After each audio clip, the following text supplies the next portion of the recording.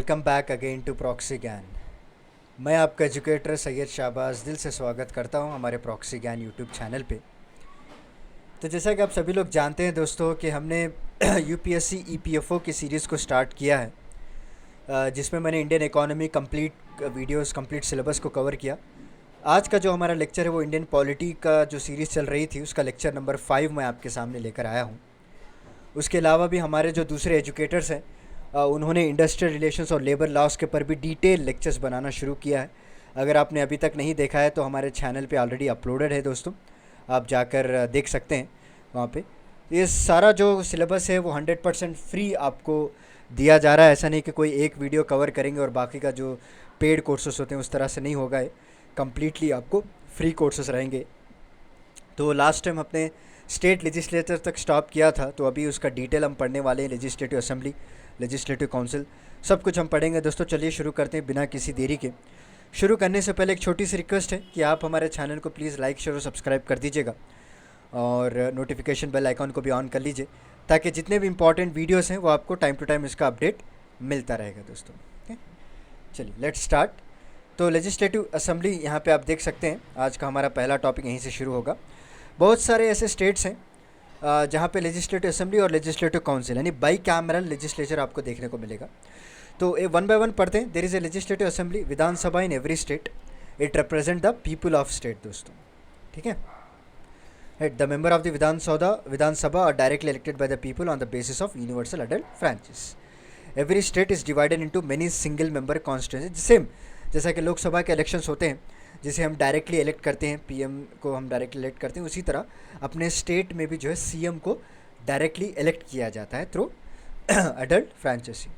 So in order to become a member of Vidhan Sabha a person must be a citizen of India दोस्तों, okay, have attend the age of 25 years और his और her name must be in a voter list. Obviously this is a basic requirement, okay, and must not hold any office of profit, okay, and should not be a government servant. Okay, तो ये सारे conditions जो इन्होंने बताए रखे हैं दोस्तों। ठीक है, चलिए। So the number of Vidhan Sabha members can not be more than 500, 500 से ज़्यादा नहीं हो सकते, and not less than 60। However very small states have been allowed to have a less number of members. According to the population के हिसाब से वहाँ पे सीट एलोकेट की जाती है, राइट। जैसे कि देखिए यूपी में ज़्यादातर सीट्स एलोकेट होती हैं when compare to the Meghalaya, Mizoram, Tripura वहाँ के, right. So thus Goa has only 40 members and Sikkim has only 32 members. अगर वही यूपी की बात करें तो 403 सीट्स है। देखिए कितना फ़र्क है, ओके, 40 कहाँ पे है और 403 कहाँ पे है, देखिए। तो जैसे मैंने कहा बेस्ड ऑन पॉपुलेशन यहाँ पे सीट्स को डिसाइड किया जाता है दोस्तों। So if the governor of the state feels after general election of the legislative assembly that the Anglo Indian community को भी जो है वहाँ पे अगर उनकी कम्युनिटी के जो पीपल हैं वो ज़्यादा हैं तो उनको देना चाहिए, तो they can also nominate 2 members to the assembly. Clear. तो लेजिस्लेटिव काउंसिल की बात करें तो पार्लियामेंट में बाय लॉ क्रिएट और abolish legislative council if the legislative assembly of the state passes a resolution to that effect. देखिए अगर आपको किसी स्टेट में लेजिस्लेटिव काउंसिल चाहते हैं, यानी लेजिस्लेटिव काउंसिल का मतलब सिंपल याद रख लीजिए राज्यसभा दोस्तों। ठीक, राज्यसभा जिस तरह से हमारे सेंट्रल लेवल में है उसी तरह स्टेट में भी आपको बहुत सारे कई सारे ऐसे स्टेट्स हैं जैसे आंध्र प्रदेश, तेलंगाना, कर्नाटका, यहाँ पे आपको लेजिस्लेटिव काउंसिल भी देखने को मिलेगी। ये टाइम टू टाइम इसको डिज़ाइन किया जा सकता है या फिर हम इसको निकाल भी सकते हैं। कैसा कर सकते हैं, सिर्फ एक ही ग्रुप कर सकता है, वो लेजिस्लेटिव असेंबली है। अगर वो रेजोल्यूशन के साथ अगर पास कर रहे हैं, हम लोगों को चाहिए, तो पार्लियामेंट जो है एक लॉ पास करेगा। ठीक है, अगर क्रिएट करना है तो क्रिएट करेंगे, अबॉलिश करना है तो अबॉलिश कर देंगे। ठीक है, एट प्रेजेंट 6 स्टेट जैसे बिहार, कर्नाटका, महाराष्ट्र, आंध्र, तेलंगाना, इनके पास जो है लेजिस्लेटिव काउंसिल है। ठीक है, एंड लेजिस्लेटिव काउंसिल होता क्या है, इसको हम अपर हाउस कहते हैं, जैसे राज्यसभा होता है। क्लियर। देखिए डिफरेंट कैटेगरीज ऑफ मेंबर्स जो रिप्रेजेंट करते हैं लेजिस्लेटिव काउंसिल में। पहले 1/3 ऑफ member of council are elected by Vidhan Sabha दोस्तों। ठीक है, विधानसभा से 1/3 हिस्सा 1/3 ऑफ पीपल्स को इलेक्ट किया जाता है to send to Vidhan, that is legislative council में। 1/3 of the members of Vidhan Parishad are elected by electoral votes, जिसमें म्यूनसिपालिटी के लोग होते हैं, डिस्ट्रिक्ट बोर्ड से इलेक्ट होके आते हैं, राइट। उसके बाद 1/12 जो है ये कंसिस्ट ऑफ ग्रेजुएट्स होते हैं दोस्तों उसमें। एंड 1/12 मेंबर्स आपको जो फेमस इंडस्ट्री जो सेकेंडरी स्कूल्स होते हैं या फिर एजुकेशन इंस्टीट्यूशंस होते हैं, वहाँ के टीचर्स को, वहाँ के एक्सपीरियंस जो होते हैं वहाँ के लोगों को इलेक्ट किया जाता है, राइट। सो अगर आप लेजिस्लेटिव काउंसिल के मेंबर बनना चाहते हैं तो you have to attain the age of 30 years. Okay, register voter होना चाहिए आप में स्टेट में, कोई office of of profit hold नहीं करना चाहिए। The tenure of every member of the council 6 years, याद रख लीजिए। वही अगर लेजिस्लेटिव काउंसिल की बात करें वहाँ पे कितने साल होते हैं, 5 साल होते हैं, ठीक है। और यहाँ पे कितने हैं दोस्तों, 6 ईयर्स है। क्लियर? सो 10 और 1/10 of the total members which is greater forms. अगर मिनिमम अगर आपको विधान या लेजिस्लेटिव काउंसिल जो है चलाना है, उसके ऑपरेशंस कैरी करना है, तो मिनिमम जो है 1/10 ऑफ मेंबर का कोरम होना ज़रूरी है। कोरम का मतलब क्या है, देखिए कोरम का मतलब is nothing but simple form में अगर पूछेंगे तो अटेंडेंस दोस्तों, ठीक है। अगर कोई ऑपरेशंस कैरी आउट करना है, अगर कोई बिल हमको पास करना है, थोड़े ऐसे बिल्स होते हैं जो मेजॉरिटी रेजोल्यूशन के साथ पास होते हैं, that's a different category. But कोई भी अगर पार्लियामेंट के या फिर लेजिस्लेटिव असेंबली के ऑपरेशंस कैरी आउट करना है तो मिनिमम कोरम होना ज़रूरी है। ओके, लोकसभा की बात करें तो मिनिमम कोरम ऑफ 50 होना ज़रूरी है दोस्तों, ठीक है। 50 उनका क्राइटेरिया है। वही अगर यहाँ की बात करें, लेजिस्लेटिव काउंसिल की बात करें, तो उन्होंने 1/10 of total member, okay, 1/10 of total member होना ज़रूरी है ताकि कोई भी प्रोसीडिंग्स को हम कैरी आउट कर सकें। चलिए नेक्स्ट आते हैं हम election commission. The constitution provides for an independent election commission to ensure free and fair election to the parliament. Okay, बहुत ही इंपॉर्टेंट रोल प्ले करते हैं इलेक्शन कमीशन। अगर ये बॉडी अगर इंडिपेंडेंट नहीं रहती हमारी इंडिया में, ओके, अगर इनको ज़्यादा पावर नहीं दिया जाता तो न जाने आज कितने फ्रॉड चलते, न जाने आज कितने इलेक्शंस में कितना घोटाला किया होता लोगों ने। सो कंसिस्ट ऑफ इलेक्शन कमिश्नर होते हैं, इसमें 2 इलेक्शन कमिश्नर्स होते हैं दोस्तों, and they enjoy all the powers. और इलेक्शन कमिश्नर को 5 साल के लिए नॉमिनेट किया जाता है, ठीक है।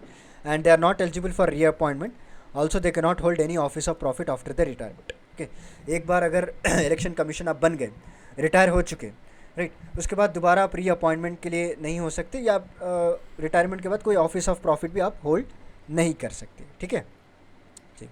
तो फंक्शंस ऑफ इलेक्शन कमीशंस क्या होते हैं वो मैं आपको डिटेल में समझा देता हूँ। देखिए अगर पहला फंक्शन की बात करें, देखिए पहला function is nothing but preparing of electoral rolls and keeping voter list updated दोस्तों। ओके, क्या है, पहले इलेक्टोरल रोल्स को बनाना, जितने भी इलेक्टोरल रोल्स हैं, क्योंकि कई सारे टाइम टू टाइम जो है अपडेट होना पड़ता है, वोटर लिस्ट अपडेट की जाती है, वोटर लिस्ट को अपडेट करना भी इनका प्राइमरी रोल है दोस्तों, right. And preparation of the model code of conduct, याद रख लीजिए। Okay, so code of conduct को प्रिपेयर करवाना भी वेरी वेरी इंपॉर्टेंट है दोस्तों, किस तरह से बिहेव करना चाहिए, क्या क्या इलेक्शन कैंपेन्स हो गए, सब कुछ ये लोग। Next they will also play very important role in the recognition of political parties. Okay, क्योंकि हर साल कोई ना कोई नए नए पॉलिटिकल पार्टीज़ हमारे इंडिया में बनते रहते हैं, उनका रिकग्निशन का काम भी इलेक्शन कमीशन ही करती है, right. And appointment of election officers, elections officer को अपॉइंट करना है, ये भी इलेक्शन कमीशन का ही काम है दोस्तों, डायरेक्ट उनके अंडर ही काम करते हैं, राइट। या कोई डिस्प्यूट्स हो गया अरेंजमेंट्स के तौर पे, वो भी वही देखते हैं दोस्तों। To examine the returns of election expenses, okay, जितने भी इलेक्शन एक्सपेंसेस हैं, ओके, उसका भी जो है यही लोग फंक्शन करते हैं, कैरी आउट करते हैं, ठीक है। So this are the few basic functions of election commission, जो आपको एक आइडिया के तौर पर आप याद रख लीजिए, ताकि जो भी पूछे आपको ईजिली उसको समझा पाएँ, ठीक है। चलिए नेक्स्ट बढ़ते हैं। नेक्स्ट है सेंटर स्टेट रिलेशन दोस्तों, सेंटर और स्टेट रिलेशन, जो कि हम कहते हैं कोऑपरेटिव फेडरलिज्म। आपने ये लफ्ज़ को सुना होगा, जब से मोदी गवर्नमेंट आई है उन्होंने ये लफ्ज़ को बहुत बार यूज़ किया है। क्या है ये? कोऑपरेटिव फेडरलिज्म दोस्तों, यानी सेंटर और स्टेट रिलेशंस को स्ट्रॉन्ग बनाना इनका मकसद है। दोनों मिलकर पॉलिसीज़ को डिज़ाइन करना, जो भी है स्टेट्स के साथ डिस्कस करना। जब से मोदी गवर्नमेंट आई है कोऑपरेटिव फेडरलिज्म का बूम चालू हो गया है दोस्तों। इनफैक्ट यूपीएससी में भी जो है पूछा गया है कोऑपरेटिव फेडरलिज्म के बारे में, राइट। तो there are 28 states, 7 union territories, 1 national capital territory in India, as far as India is concern as a federal system, right. तो हमारे सेंट्रल रिलेशंस को जो है, सेंट्रल स्टेट्स के बीच में जो रिलेशंस है बहुत ही इंपॉर्टेंट रोल प्ले करते हैं। एंड आर्टिकल 245 टू 263 सब कुछ जो है आपको सेंटर एंड स्टेट रिलेशंस के बारे में ही बताता है दोस्तों, ओके। सो जो भी डिस्ट्रीब्यूशन ऑफ पावर्स हैं बिटवीन सेंटर एंड स्टेट्स, वो भी इसमें दिखाया गया है।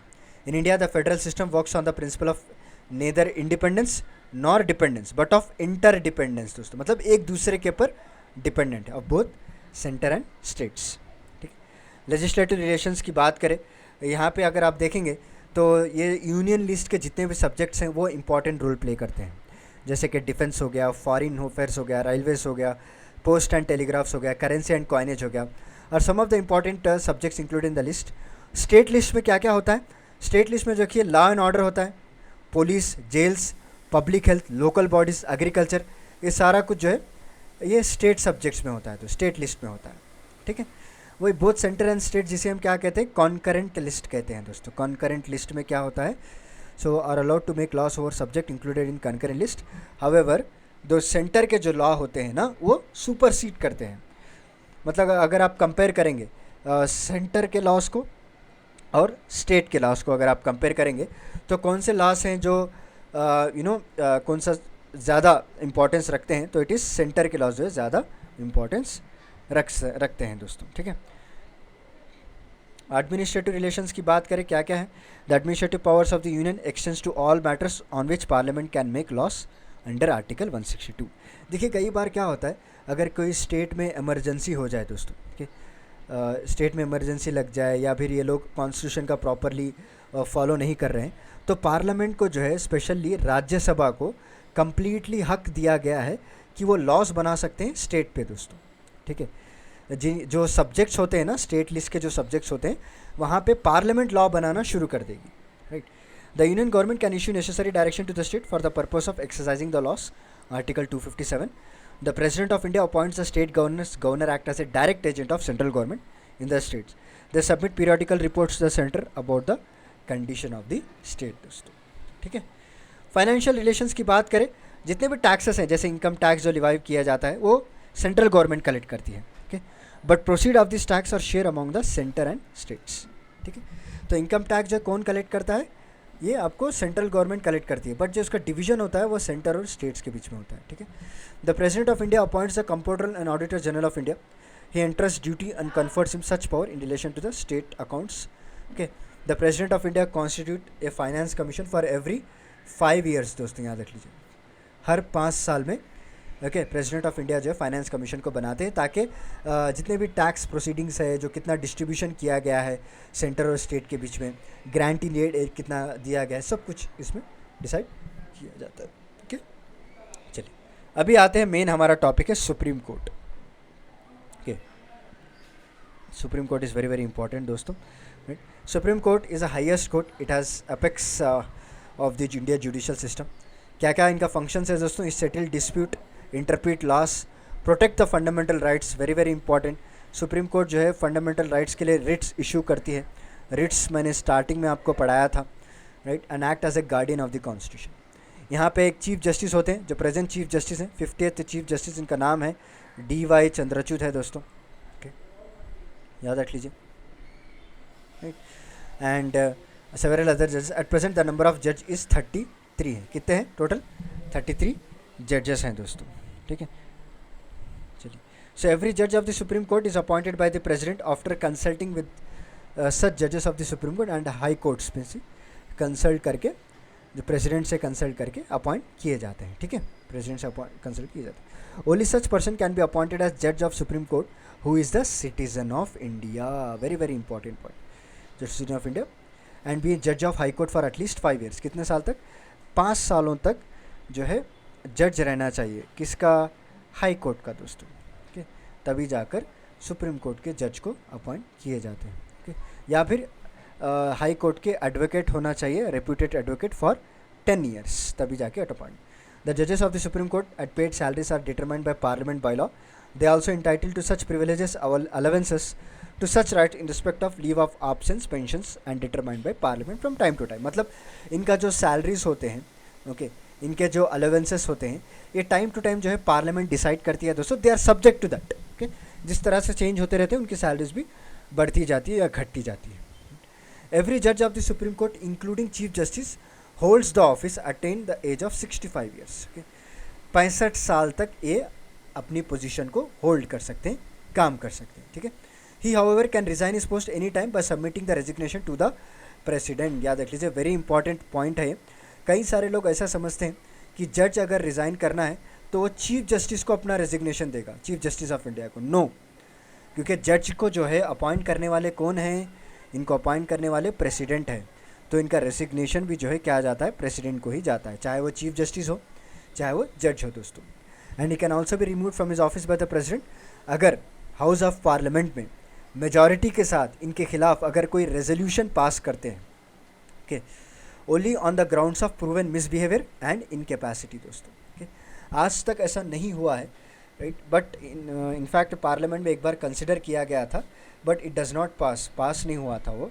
प्रूवन मिसबिहेवियर और इनकेपेसिटी के ग्राउंड्स के बेसिस पे एक मेजॉरिटी रेजोल्यूशन पास किया जाता है पार्लियामेंट में, तभी जाकर किसी जज को या किसी चीफ जस्टिस ऑफ इंडिया को रिमूव किया जाता है उनकी पोजीशन से दोस्तों।